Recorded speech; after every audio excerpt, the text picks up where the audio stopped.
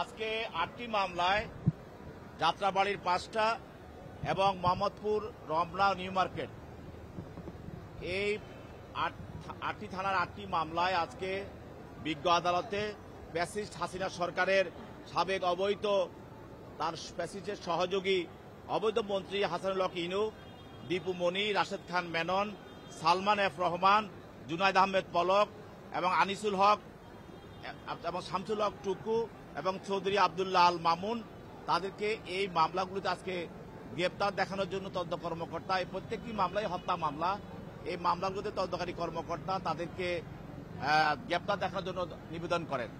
তার নিবেদনের পরিপ্রেক্ষিতে বিজ্ঞ আদালত এজাহারটা দেখে এবং তদন্তকারী কর্মকর্তা তাদেরকে এই মামলাগুলোতে গ্রেপ্তার দেখান।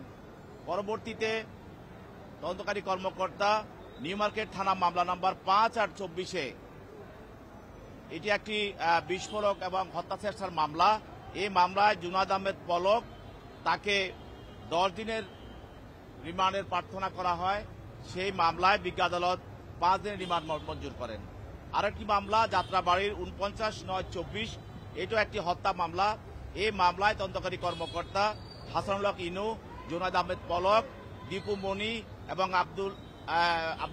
চৌধুরী আবদুল্লাহ আল মামুন, সালমান এফ রহমান তাদেরকে 7 দিনের রিমান্ড প্রার্থনা করেন। বিজ্ঞ আদালত তাদেরকে 5 দিনের রিমান্ড মঞ্জুর করেন। এরপরে যাত্রাবাড়ি আরেকটি থানা, এটা হলো 28/8/24, এটাও একটি হত্যা মামলা। এই হত্যা মামলায় হাসানুল হক ইনু, জুনাইদ আহমেদ পলক এবং রাশেদ খান মেনন, দীপু মনি, সালমান এফ রহমান এবং চৌধুরী আবদুল্লাহ আল মামুন তাদেরকেও 10 দিনের রিমান্ড প্রার্থনা করেন। বিজ্ঞ আদালত এই আসামিদের প্রতি 7 দিনের রিমান্ড মঞ্জুর করেন। যাত্রাবাড়ি আরেকটি মামলায়, এটাও একটি হত্যা মামলা। এই মামলায় তদন্তকারী কর্মকর্তা যে দীপু মনি এবং জুনাইদ আহমেদ পলক তাদের বিরুদ্ধে 7 দিনের রিমান্ড প্রার্থনা 10 দিন রিমান্ড প্রার্থনা করেন। বিজ্ঞ আদালত তাদের জন্য 7 দিন রিমান্ড মঞ্জুর করেন।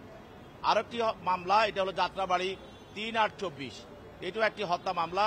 এই মামলায় লালবাগের সাবেক ডিসিডিবি মশিউর রহমান এবং চৌধুরী আবদুল্লাহ আল মামুন তাদেরকে এই মামলায় তদন্তকারী কর্মকর্তা 7 দিনের রিমান্ড প্রার্থনা করেন। বিজ্ঞ আদালত তাদের বিরুদ্ধে 4 দিনের রিমান্ড মঞ্জুর করেন। এরপর বিজ্ঞ আদালত এই যাদেরকে রিমান্ড প্রার্থনা করা হয়েছে তাদের বিরুদ্ধে রিমান্ড মঞ্জুর করেছিলেন, তাদেরকে তদন্তকারী কর্মকর্তার হেফাজতে প্রদান করেন। আর বাকি যাদেরকে রিমান্ড চাওয়া হয় নাই তাদেরকে সিডব্লিউ মূলে জেল হাজতে প্রেরণ করা হয়।